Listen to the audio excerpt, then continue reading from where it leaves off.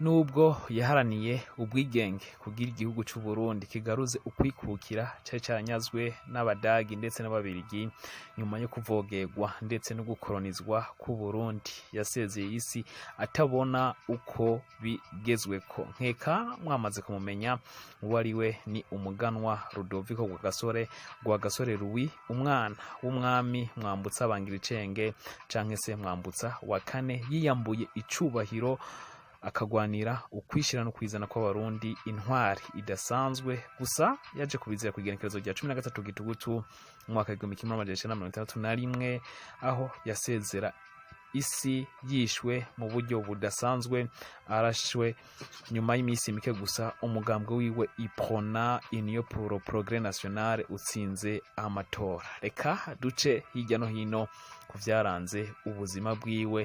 Je muri kumwe ni Frank Karu, hano ni kuri Ivyacu TV. Ushobora kugira subscribe kugira ngo amakuru atandukanye uzoze urayaronkera ku gihe. Igenekerezo rya 10 mwaka wa 1932 mu rugo rwa Mwambutsa wa kane na Tereza Kanyonga hatahiwe umunezero udasanzwe nyuma yuko umwamikazi yari ashikanye umuhungu yari yiteze, ndetse akaba yitezwe na beshi kuzogwanira Uburundi n'Abarundi, akabakura mu ngoyi z'abakoroni b'Ababirigi bari bamaze imyaka batwara Uburundi bufuni na buhoro. Abavyeyi b'uyu muhungu bamuhaye akazina ka Rudoviko, hanyuma agiye kubatizwa yitwa Rwagasore. Narirya iki gihe ubukirisu bwari bwaramaze gutangura gushinga imizi mu Burundi.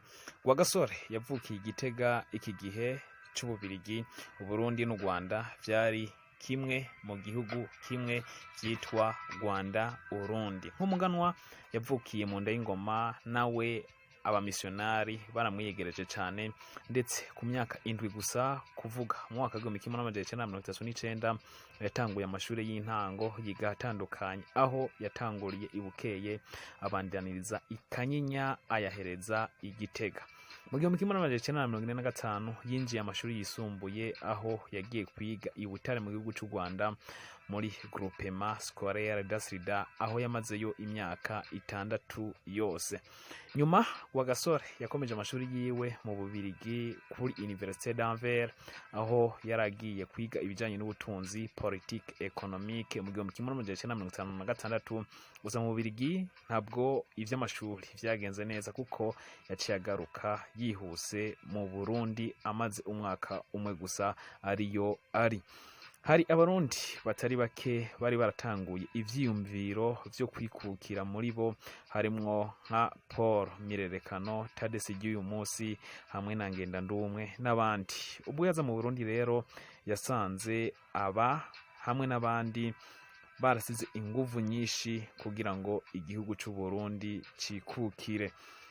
Bari bakeneye kandi inguvu nyinshi zo mu bwami. Niho kuri incuro ugaruka rwa Rwagasore vyabaye imbarutso y'ishingwa rya Iprona, Union pour le Progrès National, ndetse mu mwaka wa 1958 ihangiro ry'uyu muhari kwari ukwirukana Ababirigi no kurondera ukwikukira kw'Abarundi bonyene ubwabo, akaba aribo bitegurira ivy'igihugu cabo. Uyu muhari wari watanguye kubaho kuva mu mwaka wa 1957, waje kwemererwa nk'umugambwe ku mugaragaro kw'igenekerezo rya 1960 na leta mbirigi yakoloniza Uburundi. Gusa ivyiyumviro vya Iprona vyasa n'ivyari bimaze kuja mu mitwe y'Abarundi, bitewe n'uko Rwagasore amaze kugaruka mu Burundi 1957. Mu 1958 yatanguje amakoperative y'uburimyi ndetse n'ubworozi agizwe n'abarimyi bato bato. Aha akaba ariho rero baganirira ivyo kwikukira no kwikura ko abakoroni b'Ababirigi. Gukora amakoperative ubwavyo ntaho vyari bitaniye n'izanwa ry'ivyiyumviro vya gikominista vyamirizwa bikomeye n'Ababirigi, bobo bakaba bari abakapitaliste. Niyo mpamvu Rwagasore n'ivyiyumviro vyiwe vy'amakoperative vyagwanijwe bikomeye mu Burundi. Gushingwa k'umugambwe wa iprona rero vyabaye nk'urushinge kuri Mwambutsa bari bamucubise, ndetse yabona ko vuba canke bwango bashobora kumukura ku butegetsi. Niyo mpamvu nyuma y'ukwezi kumwe gusa kw'igenekerezo rya 8 Ruhuma 1960 yashinze itegeko ko imigambwe yose yari mu gihugu c'Uburundi yategerezwa kugenzurwa nawe. Mu gukumira ko umuhungu wiwe abandanya yegereza politike, niho yafata ingingo yo kumurungika kurongora intara ya Butanyerera n'Ingozi y'ubu. Gusa ibi ntivyaciye intege Rwagasore, kuko ibikorwa vyiwe vya politike vyakomeje ukuri kwamye.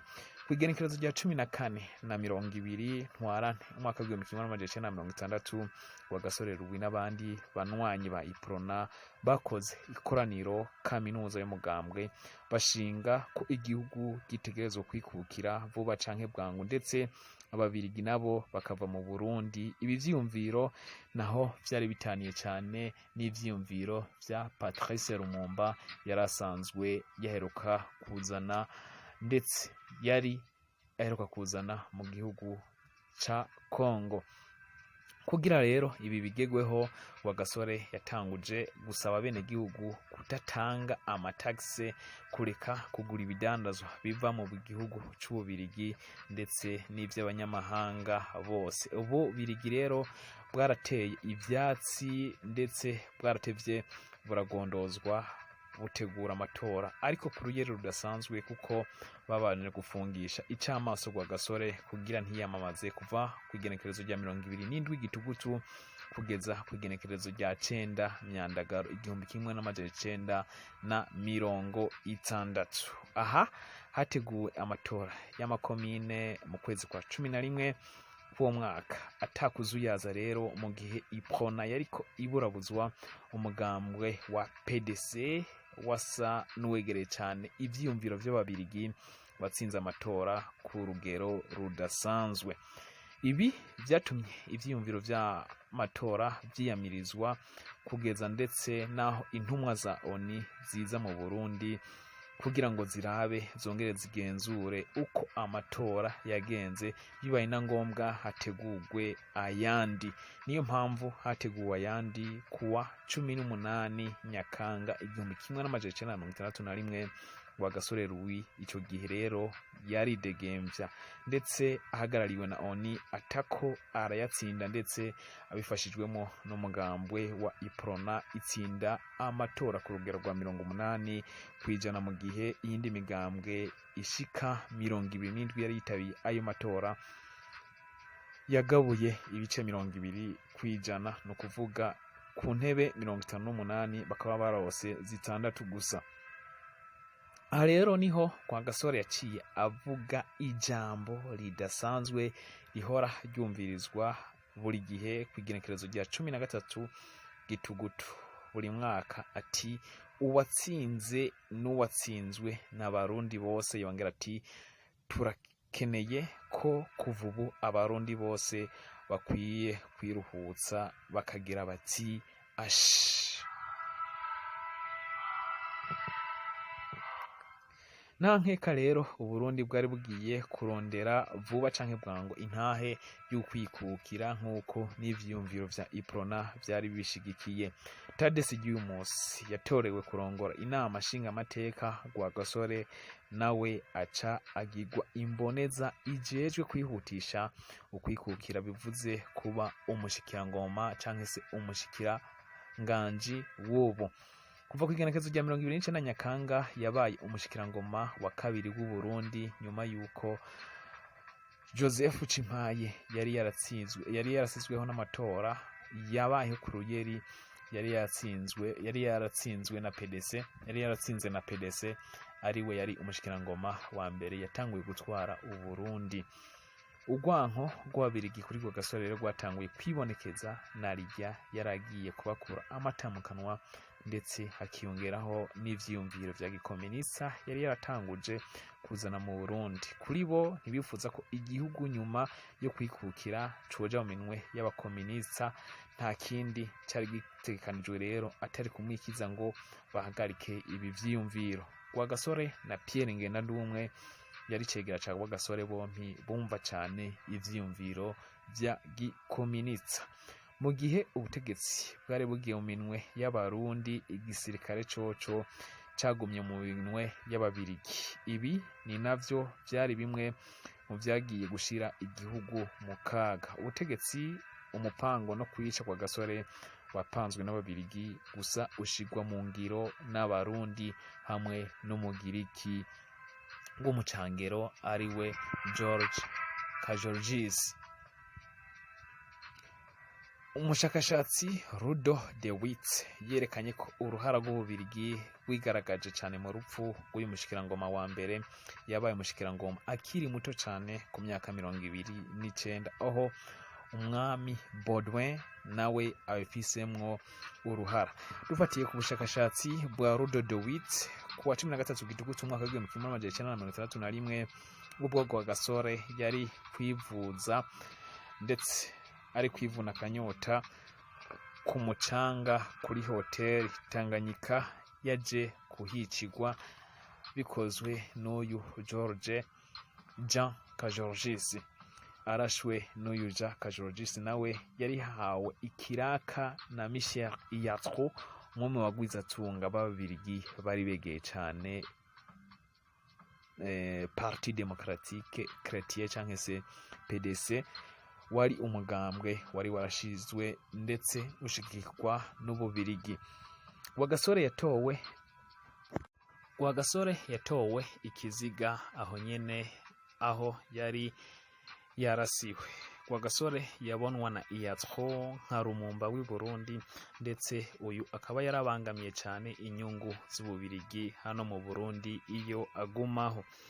Gusa Jean Kajorgis nawe ntiyari kubigeraho ngo yice umwana w'umwami atabifashijwemwo n'abandi, ahubwo yabifashijwemwo n'abandi 4 b'Abarundi, harimwo 2 b'umuhungu b'umuganwa baranyanka aribo Birori na Ntidendereza. Kwa 23 Ruhenshi 1962, Jean Kajorgis yanishijwe igihano cyo gupfa nyuma y'uko sentare yari yashashe ikamucira urubanza. Nubwo bari bagumye basaba ko agirirwa imbabazi, umwami Baudouin yaravyanse. Kuwa 30 z'ukwezi kwa gatandatu umwaka w'1962, umunsi umwe imbere y'uko Uburundi bwikukira, yaje kumanikwa araraswa. Gusa yasize yanditse ikete yandikira abavyeyi biwe abasezera, aho yerekana ko akagambane yakorewe n'Ababirigi mu gihe yarafise imyaka 30, akaba ariho yaje kwitaba Imana. Yanditse ati: